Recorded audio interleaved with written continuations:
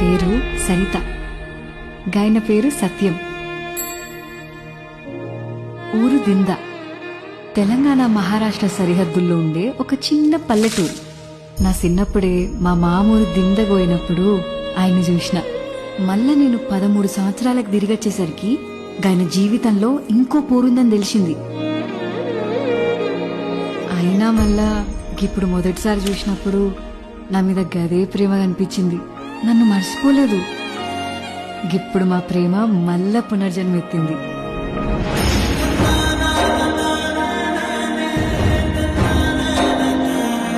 గాయన ప్రేమతో ఇచ్చిన మట్టి గాజులు చూసి నేను మస్తు మురిసిన. గులాబీ పువ్వు చుట్టూ ఎన్ని ముళ్ళున్నా అందంగా ఉన్నట్టు మా ప్రేమ కూడా అంతే.